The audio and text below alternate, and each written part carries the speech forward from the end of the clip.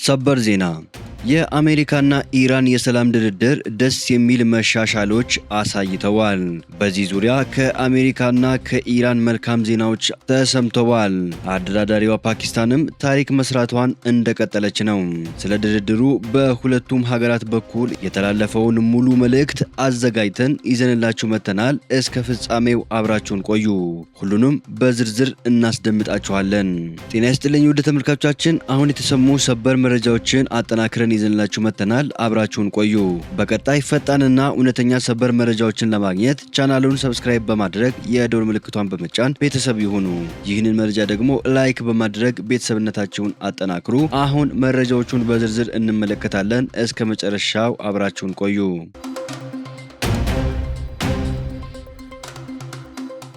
በቅድሚያ ሁሉም ነገር ከዚህ ይጀምራል። ኢራንና ፓኪስታን ከተኩስ አቁሙ ጋር በተያያዘ ተወያዩ። የውጭ ጉዳይ ሚኒስቴር ከፓኪስታን ከፍተኛ ባለስልጣናት ጋር በግጭቱ ዙሪያ መነጋገራቸው ተሰማ። አባስ አራክቺ በቴሌግራም ላይ ባጋሩት መግለጫ ከፓኪስታን ምክትል ጠቅላይ ሚኒስቴርና ውጭ ጉዳይ ሚኒስቴር ኢሻቅ ዳር እንዲሁም ከመከላከያ አዛዡ ፊልድ ማርሻል አሲም ሙኒር ጋር መወያየታቸውን አሳወቁ። በንግግራቸው በቀጠናዊ ሁኔታዎችና በተኩስ አቁሙ ዙሪያ መነጋገራቸውን ገልጸዋል። አራክቺ ከፓኪስታን ባለስልጣናት ጋር በነበራቸው ውይይት ያነሱት ከአሜሪካ ጋር ስላላቸው የተኩስ አቁም ይሁን ወይም እስራኤልና ሊባኖስ ስለደረሱት ስምምነት ያሉት ነገር የለም። የፓኪስታን ዋና ከተማ ኢስላማባድ በአሜሪካና ኢራን መካከል ሊደረግ የሚችል ሁለተኛ ዙር የሰላም ውይይት ዝግጁ ሆና እየጠበቀች ቢሆንም መቼ እንደሚካሄድ የታወቀ ነገር የለም።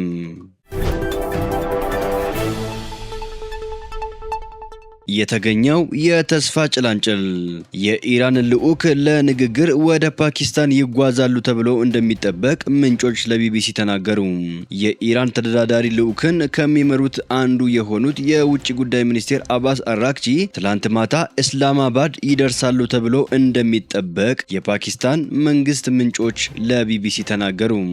የዜና ወኪሉ ሮይተርስ በበኩሉ የውጭ ጉዳይ ሚኒስቴሩ የሚጓዙት አነስተኛ ቁጥር ያለው አባላት የያዘ ቡድን አስከትለው እንደሆነና ከአሜሪካ ጋር የሚደረግ ንግግር ላይ ይሳተፋሉ ተብሎ እንደሚጠበቅ ዘግቧል። የውጭ ጉዳይ ሚኒስቴሩ ጉዞ የተሰማው ከፓኪስታን ባለስልጣናት ጋር ንግግር ማድረጋቸውን ከገለጹ በኋላ ነው።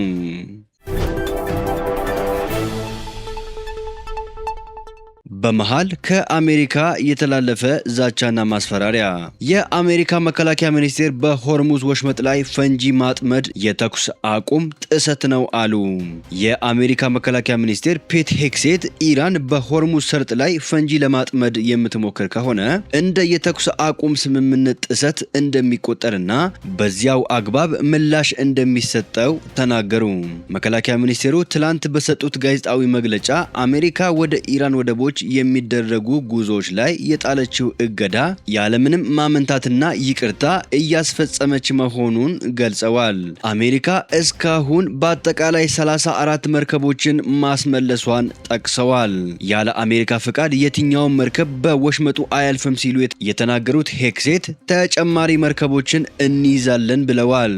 ዋሽንግተን ይህንን እገዳ የጣለችው ኢራን በሆርሙዝ ወሽመጥ ላይ የሚደረግ ጉዞን ከልክላ ከአንድ ወር በላይ ከቆየች በኋላ ነው። ኢራን ባለፉት ቀናት 2 መርከቦች ላይ ተኩስ እንደከፈተችና እንደያዘች ተገልጾ ነበር። የመከላከያ ሚኒስቴሩ ሄግሴት የተያዙት የአሜሪካና እስራኤል መርከቦች አለመሆናቸውን ተናግረዋል።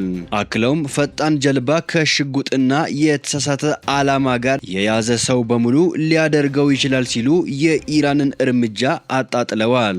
ፕሬዝዳንት ዶናልድ ጄ ትራምፕ የአሜሪካ ባህር ኃይል በውሃ መተላለፊያው ላይ ፈንጂ ለማጥመድ ወይም የመርከቦችን ጉዞ ለማስተጓጎል የሚሞክር የኢራን ፈጣን ጀልባዎችን እንዲያወድሙ ትዕዛዝ ሰጥተዋል። የመከላከያ ሚኒስቴሩ ሄግሴትም ያለምንም ማመንታት ለማውደም እንተኩሳለን ብለዋል።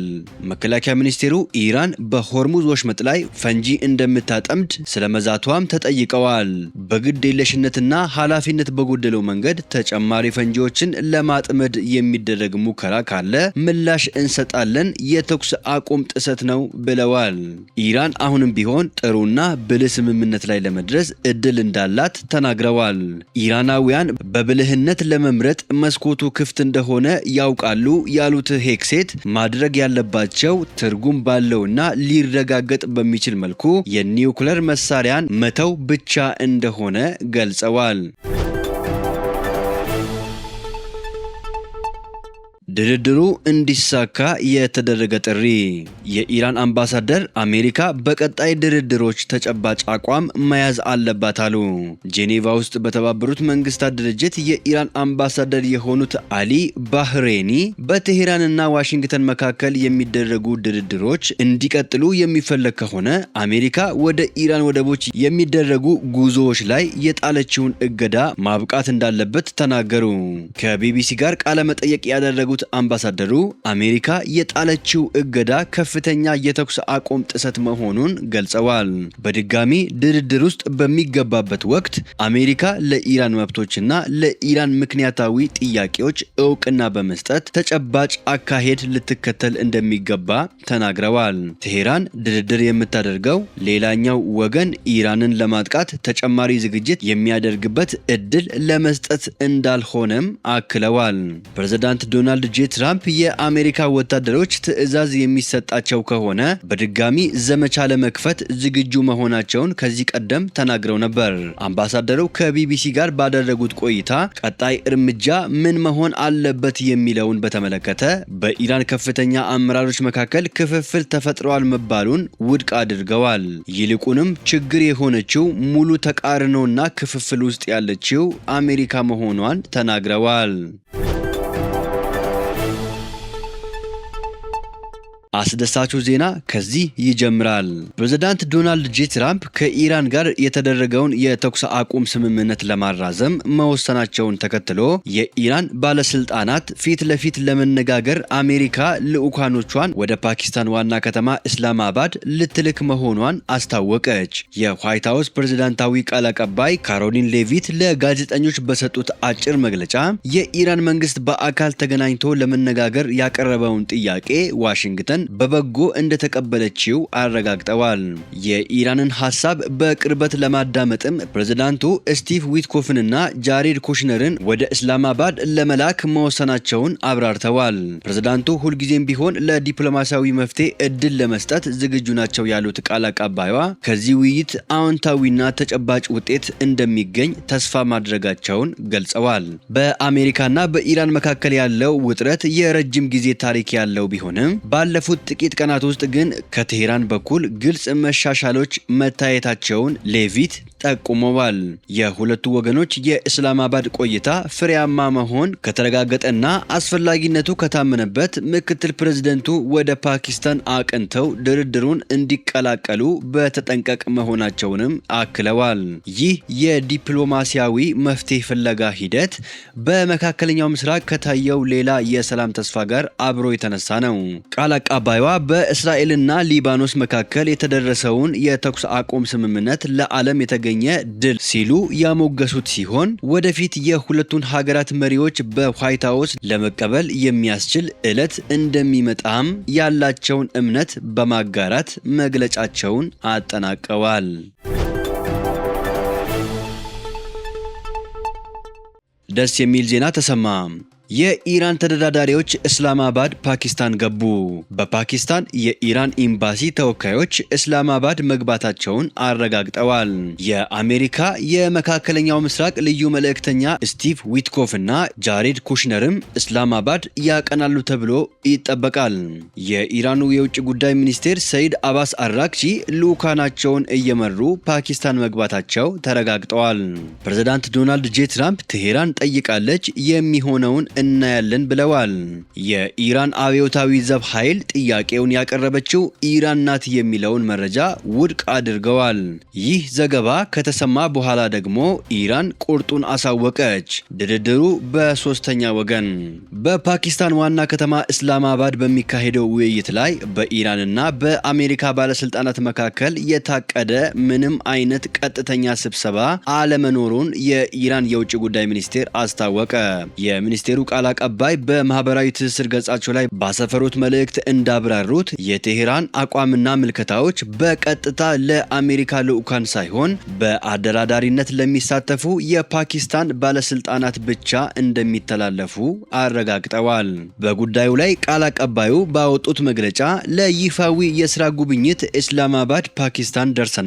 የውጭ ጉዳይ ሚኒስቴር አባስ አራግቺ በአሜሪካ የተጫነውን የጥቃት ጦርነት ለማስቆምና በቀጠናችን ሰላምን ለመመለስ ፓኪስታን እያደረገች ካለው የአደራዳሪነትና የመልካም ጥረት ሂደት ጋር በተያያዘ ከሀገሪቱ ከፍተኛ ባለስልጣናት ጋር ይመክራሉ ብለዋል። አክለውም በኢራንና በአሜሪካ መካከል እንዲካሄድ የታቀደ ምንም አይነት ስብሰባ የለም፣ የኢራን ምልከታዎች ለፓኪስታን ይተላለፋሉ በማለት ቀጥተኛ የፊት ለፊት ንግግር እንደማይኖር አጽንኦት ሰጥተዋል። ይህ የቴሄራን አስተያየት የወጣው ፕሬዝዳንት ዶናልድ ጄ ትራምፕ የኢራንን ሐሳብ በአካል ለማዳመጥና ለዲፕሎማሲ እድል ለመስጠት በሚል ልዩ ልዑካኖቻቸውን ወደ እስላማባድ እንደሚልኩ ዋይት ሃውስ ማስታወቁን ተከትለው ነው።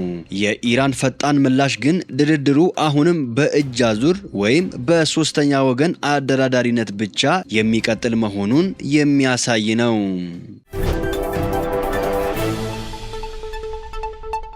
ውድ ተመልካቾቻችን ለሰዓቱ የተሰሙ ሰበር መረጃዎች ወደ እናንተ ያደረስናቸው ናቸው። ከሰዓታት በኋላ በሌላ ሰበር መረጃ እስከምንገናኝ ቸር ቆዩልን። ሰላም ለዓለማችን ይሆን።